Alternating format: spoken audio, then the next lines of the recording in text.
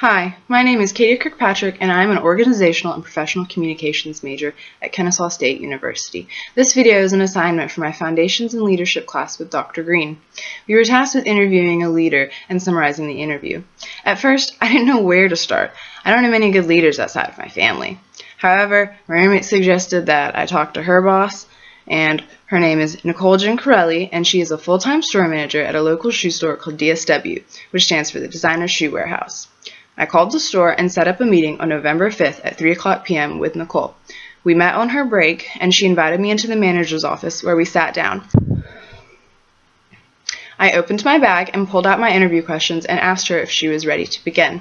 We started off by talking about Nicole's educational background and her work history. Nicole attended Florida State University and earned a Bachelor of Science in Retail Merchandising and Product Development. Before graduating college, Nicole worked as a part-time sales associate at Macy's for about a year, and then she changed jobs and started working at DSW as a part-time sales associate. 2 years later, she was promoted to a part-time store manager. Once she earned her degree and graduated from FSU, Nicole continued to work for DSW and applied for a full-time position but was denied. Due to unavoidable circumstances, Nicole was forced to relocate to Cobb County, Georgia. She transferred to a store in this area and immediately applied for a full-time management position. Initially, she was denied, but after months of waiting and hard work, she was finally promoted to a full-time store manager. I then asked if DSW is a part of her career path, and she said, quote, "Originally, I never thought I'd be doing this. I wanted to be a doctor as a kid, but as I grew up, I realized life was really hard.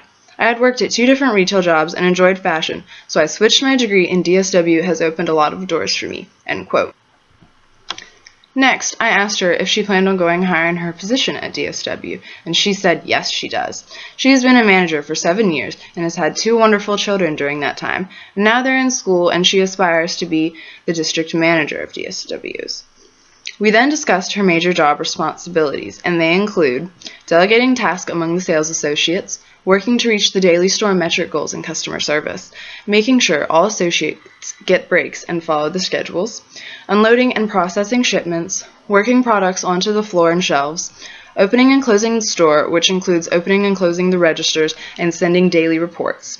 She also deals with customer complaints, performs key turns for associates to authorize transactions. She orders inventory for the store, she schedules and hires associates, and she trains the new associates. She makes sure all DSW associates follow DSW guidelines, and she deals with conflict resolution. I asked Nicole to describe her leadership style, and she said that communication is key to managing a successful team, and rewarding them for their good behavior is crucial.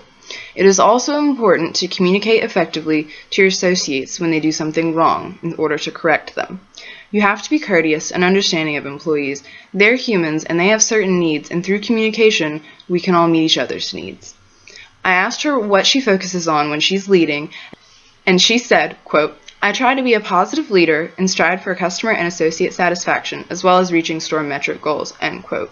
So, Nicole displays a situational leadership and a little bit of transactional leadership. I then asked Nicole about her personal philosophy or view on leadership and how she developed this opinion. She said that it's important to have someone be a leader because it keeps people on track, and also, if anything were to happen, it's good to have someone in charge who knows what they're doing. She says leadership is a necessity for managing a business, and having a good leader is essential to success. She developed this view through years of work experience with many trials and errors. I asked Nicole if she thinks her own gender, culture, and/or ethnicity has impacted her development of her personal view of leadership.